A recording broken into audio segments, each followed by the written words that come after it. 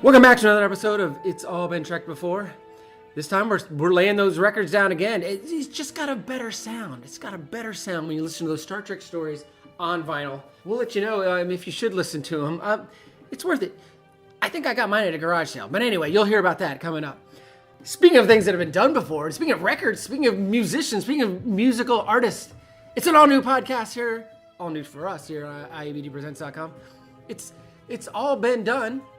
A Bare Naked Ladies podcast where it's song by song, right? Am I right? They're looking at everything in the BNL catalog. They're going through it. If you're a BNL fan, I don't know, you probably have already stopped listening to me to go and start listening to that.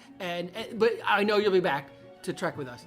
And before you come back, or if you just come back, go ahead and leave again. Go to patreon.com/IABD. You can support all of our programming here at IABDpresents.com. So while you're adding to that vinyl collection, add this to your vinyl collection. We're talking about more Star Trek records on It's All Been Trekked Before. Welcome out to a special episode of It's All Been Trekked Before. Two of your regulars are here. This is Steven. This is Jimmy-Jerome. This is the second of three special episodes we're doing in between seasons 2 and 3 breaks, where we go to the Star Trek audio plays of the 1970s. Yes, they are definitely of the 70s. They are. Like the last week's, these four were written in 1975. Yes. Produced. 3 of the 4 by Alan Dean Foster. Yeah, who did a lot of the novelizations, I think. He novelized all the animated episodes. Yes, that's what it was. Yes. So he's pretty familiar with Star Trek before he wrote these. And he's also notorious in the Star Wars world. He wrote Splinter in the Mind's Eye, which I think was one of the in-between Star Wars and Empire Strikes Back books, and led to a lot of the extended universe on that, and which Disney's now decided doesn't count. But anyway, Poor Alan. So both sides are very familiar, and he's done all right for himself. But yeah, they're definitely, in listening to him now, these four I hadn't heard before. But I think it's a lot of the same actors who I can't find anything on so far. Yeah, I can't find a cast list anywhere for these. They must have been sworn to some kind of secrecy, but... Well, I honestly, what my assumption was, and I could be wrong, is it said Power Records, which what this was, and then they became Peter Pan. Okay. They were just churning out records. Probably. So it's probably the same actors in each one, and yes. They just didn't... Like, it's the troupe that's on staff. Right. But yeah, they're very much, for a number of reasons, they're of the 70s. And it's in that weird period where Star Trek kind of made a comeback and was big in syndication and all that stuff. It's when I first started watching it. But there was no material to watch. The animated series had come and gone. Yeah. The movie... was still a few years away. Yeah, and I don't even know if the movie was planned yet. I think, obviously Star Wars had a big impact on that. They would have still making it more marketable, but... If they were working on live action again at all, it would have been Phase 2. Yeah. The unmade television series. So this was something to throw out there to the fans and just be like, oh, hey, it's Star Trek material. And, even for me in, 1980, I think I bought this probably right around the time of Star Trek the Motion Picture. It was like, yeah, I'll take it, any new stuff. And we'll dive into it, but it's... So these four, let's just go in order. Sure. A Mirror For Futility. It starts off, just diving in, it's like, oh, what is going on here? Where to start with how much you don't like the voices, and they have a red alert right away, which is actually auga, right. Which is fine, and there's constant noise, which makes sense because on a record or on the radio, or podcast, the last thing you want is just dead air, Sure. So it makes sense, and definitely in that era, you had a lot more radio theater. I was noting, back then I remember listening to. CBS Radio would have a midnight theater every night, which were all kinds of plays. Sometimes they were sci-fi, sometimes they were just dramas. And there was Rod Serling had a Twilight Zone variant that was on every night. I think it was Twilight Zone. It was called Mystery Theater. Okay. So there's that, and that's one of many. Thank God radio plays are dead now. Yeah, it's a dead art. Dead. They're gone. Don't come back. They're gone. I know nothing like that. There's no midnight audio theater or anything like that in Columbus these days. No. Nobody does a radio hour. Oh God, no. Yeah, I mean that's a terrible idea. I wish somebody would bring that to Columbus. That would be huge. It would be just such a new thing. And speaking of I like having the background sound. It was weird, and I don't know. It sounds like they probably couldn't get any kind of license from Paramount to use any of the original sounds. No, because you don't have that. All the sound was off. Dude, that normal. You could have just had the bridge sound going the whole time, and none of it was there. I mean, the music sounds were... I mean, it was just as bad as the original series music, but different. I also noticed the footsteps were poorly done. I wrote that too. Where they were very inconsistent within the same sound effect. Yeah, like the sounds of people walking away and entering. Just I understand it's a radio thing. It's just like they didn't match anything you would hear on the Enterprise, and that's where I wrote no money was for those effects. They just pulled them from a generic sound effect album somewhere. Well, the story of Mirror For Futility itself. Giant ships, they've been fighting for 150,000 years. Yeah, I didn't think the story was necessarily terrible. I thought it was actually all right.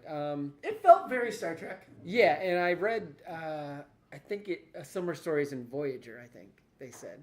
Mm-hmm. There's a similar story in an episode of Voyager. Oh. Where it's two ships that are from race or planets that computers have taken over eventually because all the people died out. Sure. So I think that's a very Star Trek and a very... It is. Although the names, Red Worm versus the Render, I was just like, seriously? Yeah, not so great.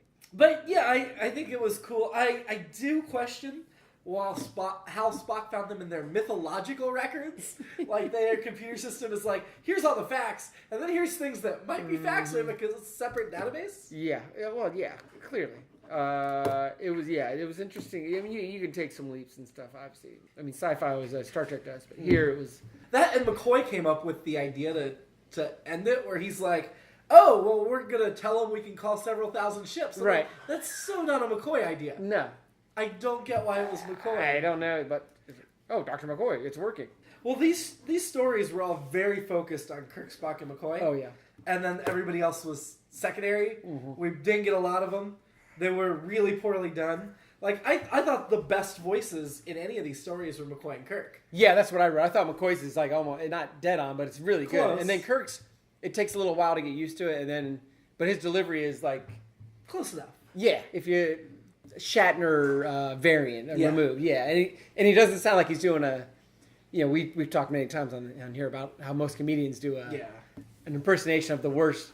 Right. The impersonation. This guy seems to be doing a decent read to me.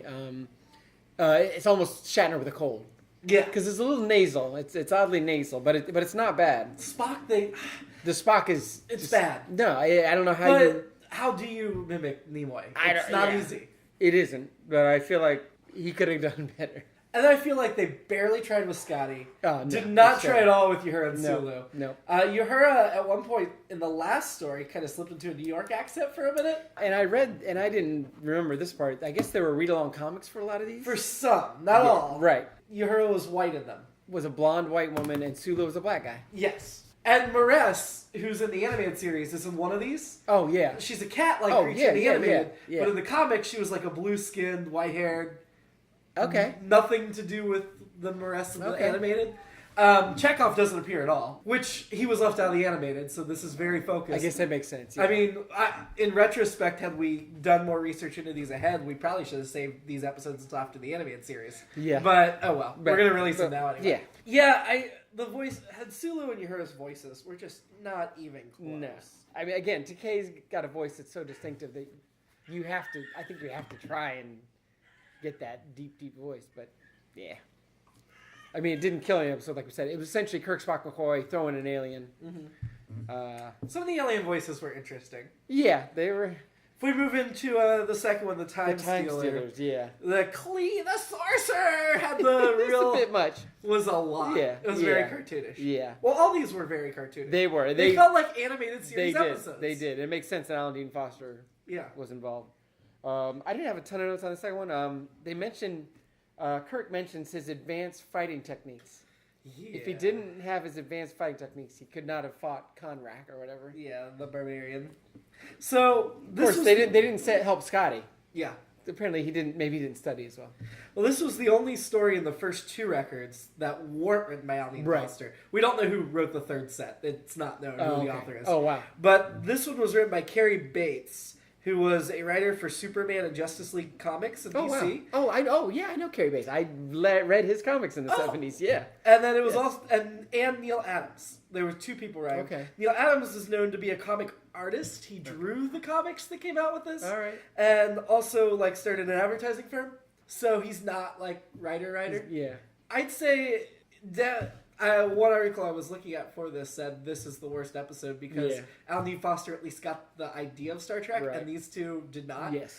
And I totally agree. The magic. There was magic in here. When they started talking about the ship was powered by sorcery power, I was Yes. like, all right, I'm out. Well, and Spock totally embraces it. Like, Yeah, oh he yeah, does. this isn't science, this is sorcery. Well- and then I'll go ahead and finish the magic spell. My thought is I wish that we had sorcery power, but I know the oil industry would put the kibosh on it. They would lobby it out of existence. That's true. We may have had sorcery power on Earth, but we'll never know because the oil. We had to leave Earth like these guys did. Well, 'cause that's they're from Earth. that's my next note. Is like everyone in the galaxy.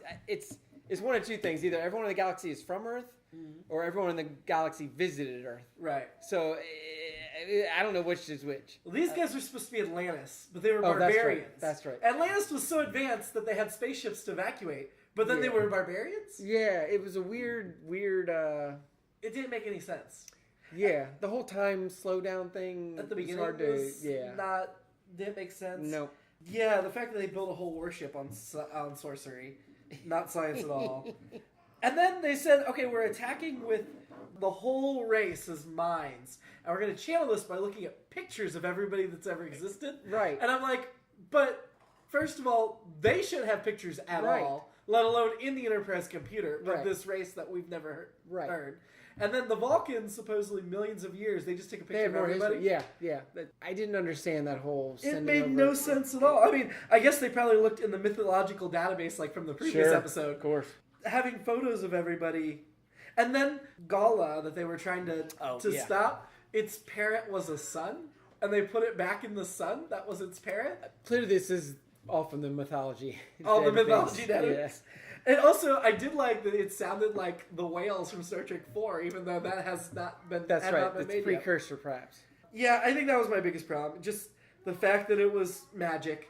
And then Yeah. almost as unbelievable is at the very end, McCoy compliments Spock and then leaves. Yeah, which was weird. Very unbelievable. So I guess maybe these were the cat's paw people.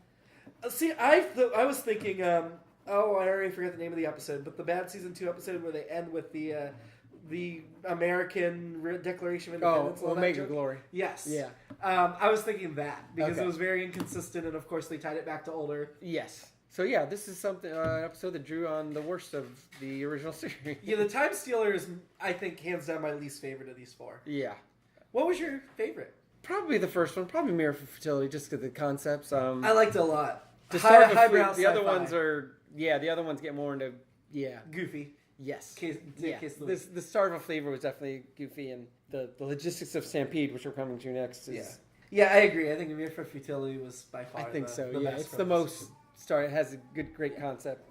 Okay, so let's talk about Logistics of Stampede, when all the Drancers, which Yeah. were pig buffaloes, Pig buffaloes that were the size of elephants. half the size of it. Half the size of elephants. I wrote down all planets, just as all planets in the universe have a binary gender system, as we know. Sure. As we've been told, all planets have Earth-like animals. There's no other way to describe it. I mean, it makes sense that there's no other way to describe it. And this is an audio thing, but The thing I took from this one is we always talk about how every planet Star Trek visits is very homogeneous. yes. And they're like, oh, well, this is a continent-wide stampede. Oh, well, and we've there settled you go. 2/3 of the continent in one settlement. And it felt very much like we're drawing these broad swaths. And I feel like this episode or this story and the next one, the start of Fleaver, are very Trouble with Tribbles. Because one's Trying to be. trying. Clearly. Not succeeding. No. Yeah, the one is all these animals stampede. The other one's these weird little creatures. But at one point, one of the sound effects sounded like they kept saying they were in this vehicle, and it was like when they're in a helicopter. Yeah. Well, they were flying in, That makes sense, but but it doesn't make sense they have the helicopters out. no, it's No. the 23rd century. I thought it was interesting that they chose to make the people that live there blatantly Amish. Yeah, I couldn't figure out the Ribal accent. Is it? I think it's Amish. I think it's Dutch. Okay, that makes Pennsylvania sense. I Dutch. wrote Fargo extras, but yeah, it was very. There were a couple of words. I was thinking Minnesota. I was thinking some other stuff, and then there were a couple words. I'm like, okay, that's Pennsylvania Dutch. That's Amish. That's a good call. Yeah, They called him Landowner Henderson. Spock Landowner addressed him as Henderson. Landowner Henderson. I wrote him down as Commodore Henderson just because he was definitely like, "What are you doing here? You screw everything up. Why aren't you doing something?" It's like, "What? Pick one." I wrote down too. Like, he doesn't want them to help, but then he doesn't think they should help. Like, do something. He's You all over can't do anything. Yeah, he's all over the place, and he's terrible. And then he does apologize at the end, I guess, but but which still doesn't help it. and there was some weird time jumps in this where Kirk's like, Spock and McCoy beamed up. They'll be right back with the cure. They're back. And as I've already explained to you, when did you explain it? They just beamed back down. And then they referenced a 2-liter bottle of pop. Oh, I missed that. Because they said the tank that McCoy came down with was looked like a couple liters, and Spock like 1.8 liters to be precise. And then Landowner Henderson says, "Well, that pop bottle thing of yours." That makes sense. That was around the time 2 liters started to come into. Yeah, but it doesn't make sense. It doesn't make sense soda in in the Star 23rd Trek. century. No. And then the other thing that was weird to me was when they were talking about taxes. This is what we pay our taxes for Starfleet to protect us. Right. Yeah. Which I guess. And then McCoy's like, well, if we don't help them, they're going to make trouble with headquarters. And that's what that was. And he says, like, I'm going to talk to your superiors. And I'm like, how many people have direct contact with Kirk's boss and throughout the galaxy? Well, and apparently that's Starfleet's job. Like, you came here, you have to fix it, or they're going to complain because they're going to fill out your customer service satisfaction survey, and they're going to give you 2 stars. Well, it takes goes to that weird place at the end, which I almost kind of liked the most, and was very 70s, which was be good to animals, because they're like, yeah, we solved your problem. We killed 2 million animals or whatever it was, something terrible. And then they're like, oh, by the way, your crop's probably not going to do as good because you killed these animals. They were actually fertilizing. It's like, okay, then why did you... Again, it's a very 70s, like, hey, man, and actually it's a very now message, too. I mean, it hasn't gone away, but very, like, we need to take care of the environment and our animals, and it's an ecosystem, and we, But I like that. But their solution was to get them to run in a circle. Right. 100 million of them in one circle. Yeah. And they're like, and they're just going to run until they get tired. And then that'll solve it. And I'm like, so... Well, okay. they ran until they died. Exactly. It's terrible. So all 100 million of them are going to die. They're not going to have anything to eat when they stop in the same place they already were. Well, and it's very much that, the end of the Tribbles, where it's like, yeah, well, you got to move these, whatever, how many millions of these 2-ton things. Oh, geez, how am I going to do that? It's like, well, and then Kirk has that end line of, well, depending on which way the wind blows, your crop could be great, but it's going to be very smelly. Oh, my God. A couple of these had those laugh line endings. Awful. I think the fourth one, Laughing they blatantly ended laughing. Oh, it was terrible. Oh, yeah, they were... To starve a Fleaver. Yes. Even though they spent the whole episode laughing. Yeah, that one, while we're moving on, that one I got confused because I couldn't understand... The Meegees, Meegee. Yeah, that's what I assumed it was. So early on, they're laughing because they're making Kirk laugh because he's not thinking happy thoughts. Right. But then later, when they think sad thoughts, it kills them. So sad thoughts kill them, but not happy thoughts make people laugh. I guess there's a... I guess they weren't happy enough, so they were tickling them to try to make them laugh. But if they're sad, then it overpowers the Meegees. Okay. And House Neck was... Well, then they just should have listened to to one of the earlier episodes. They should have listened to the Time Stealer. Oh, and Kirk's like, it's so dangerous, we're going to laugh ourselves to death. Yeah, I'm like, what? Nothing? Nobody's even like falling down yet. No, nothing. Where do you get We'll that get you're exhausted. laughing to? It's like, yeah. It was terrible. And what was Scotty depressed about? I guess I missed that. They never do say. I feel like this is right before Wolf in the Fold. It's after the woman caused the explosion. That I assumed these were like post-animated series. I think they are. Still part of the 5-year mission. Scotty mentions his 10-year-old cousin, which seemed weird to me. He's got a 10-year-old cousin. Oh, I missed that. He said the Papluans or whatever were the size of his 10-year-old. They're the size of my 10-year-old cousin. I'm like, okay. I mean, I know there's aunts and uncles that are different ages and all that stuff and long ranges. I mean, my niece is, 4 or 5, and she's cousins with people that are in their late 20s or whatever. So I guess it could be that. Now, Scotty's in his 40s, so maybe things are in the 23rd century. Either way, I thought he was going to say his 10-year-old. Why would not go 10-year-old nephew, niece? Something grandson, something. Well, he could have been like second or third cousin. So that's true. That would make sense. I thought it was most odd where they're like, well, the only poisons that could kill them are so strong they're going to kill the host, and then the Meegees are going to migrate to another host. I'm like, wait. The poison was strong enough to kill the host and the Meegees. How do they migrate if they're dead? I don't get... That was another very 70s thing, and again, ideally a now thing. When they started talking about the chemicals, there's 235 different chemicals. We have 235 different chemicals on board that can do it. They're immune to 235 right, to use. And that was around the time that, they were outlawing DDT, and they were figuring out that, animals or insects or whatever adapt to whatever we come up with, so we have to come up with a stronger one. So I think that's definitely another environmental thing, which again is very cool. kind of a cool thing to kind of slip in there, even though it made no sense. Well, and then the solution was, we're going to let you in, but you're quarantined. We can't see you. Right. So you're in, but don't come to the parties. I like the concept that these little creatures or whatever, but... That they just learned to live with. Yeah. And then he was very sad to not have it at the end. Yeah. So that part I did like. I liked that it was a misunderstanding and nobody was actively trying to hurt them. Yeah. There wasn't it didn't turn into a war or whatever, Right. and we have to kill you. My thought also, speaking of another 70s thing, I thought the Mijis were like a reference to like... The Bee Gees? No. Well, that would have been... That's even better, They're dancing actually. disco. That's even better, actually. With just like Valium and happy pills and stuff. Like, because as long as you're not too depressed, as long as you stay happy, everything's good. But as soon as you're not, then you're gonna feel them moving around and tickling you and all that. Mm-hmm. So I thought that was kind of a drug throw-in. The only other thing I had, and then you might have read this too, is Kirk refers to the ship as a Federation cruiser. I missed that. Yeah. Okay. So that was all I had. Yeah, that one not awful. No, I think overall, this is the record that my uncle, I think, had and then put on cassette tape for me as a kid. And I've probably heard these stories 50 times. Yeah. And as I listened to it, I remembered pretty much every aspect of them. And now, granted, it's been a while since I've listened, but I still enjoyed them. Yeah, they're like they're not bad except for the Time Stealer. Yeah, it takes a second to adjust and then recalibrate your head, and obviously you're not seeing it, you're just hearing it. Yeah, other than the Time Stealer, I think the other three were fine. Yeah, Logistics I didn't love either, but the first one and the last one have true, really good Star Trek elements. If we were ranking them like in season 1 or 2, they wouldn't be at the top for sure. Right. But I think they wouldn't be at the bottom either. Yeah, that's hence the Catspaw reference. Except for the Time Stealer, it would be down there with Catspaw. Yes, it would be. Yeah. But the Logistics of Stampede and Start with Fleaver, they might be 8 episodes up in the season. And I think Logistics of Stampede, if it was a visual episode, whatever. Be more interesting. Yeah, if you saw the animals, and I think they'd go a different direction with it. But my mind immediately went to the Futurama Bugaboos on Mars. Yeah. And so I wondered if maybe Futurama stole. That would not they surprise did borrow me. heavily from Star Trek. Yes. Oh, yes. Yeah, I'd recommend this record if you just need a little bit more Star Trek. Oh, my alternate episode was Universe Journey. So... What was Universe Journey? It's just listen to Universe Journey. That's my old episode. Probably. Yeah, if you want to listen to good Star Trek audio. I'm not going to ask you to rank these versus Universe Journey. That just seems like a recipe for disaster. Yeah, I can't say I got any Universe Journey ideas that I'm going to do from it. Right. No.